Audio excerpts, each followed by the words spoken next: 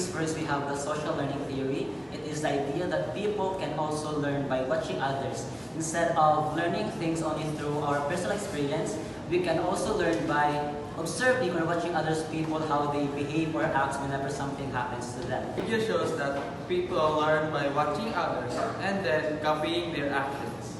The video highlights about the social learning theory, where a girl learned a lesson from her brother and mother because her mother was upset to her brother for coming home late at night.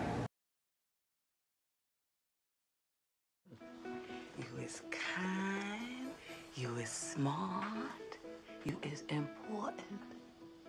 You is smart, you is kind, you is important. Oh, that's so good.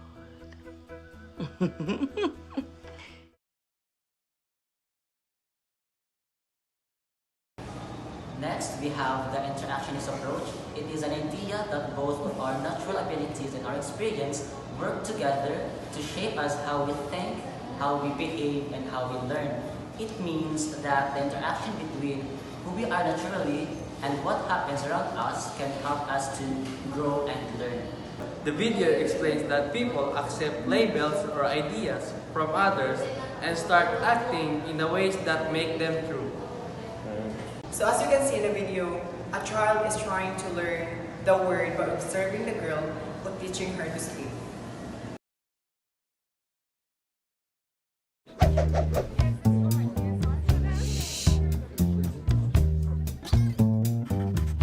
Language sets us apart.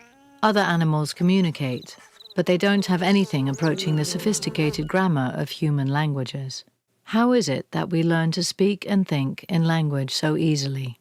Young children become adept in a new language very quickly. Since the dawn of philosophy, thinkers have argued about whether or not we have innate ideas, whether we are born knowing things as Plato believed, or rather as John Locke and other empiricists argued, the mind is a blank slate on which experience writes.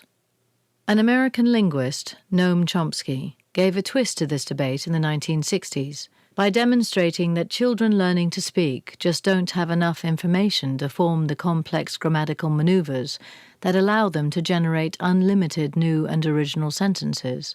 Yet they do so with ease. There's a poverty of stimulus. Something else must be going on. Chomsky's hypothesis was that there are inborn structures in our brain, what he called a language acquisition device, or LAD, which gives us a natural propensity to organize the spoken language that we hear in various grammatical ways.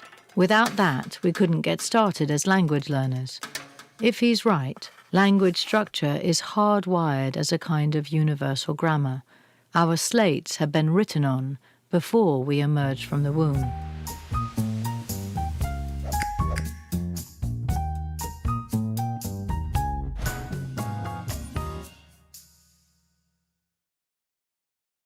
And lastly, we have the nativist approach. It is the idea that humans are born with an inherent ability or natural skills to learn certain things, especially in language. According to this approach, we have built-in mental structure or ability to understand and learn new things, like language, without needing to learn everything from the scratch. The video explains Chomsky's theory that people are born with built-in ability to learn language. It covers universal grammar and language acquisition device, which help children learn language early. The theory shows that when Chomsky says that the children can easily learn the language because their brains have a built-in language acquisition device.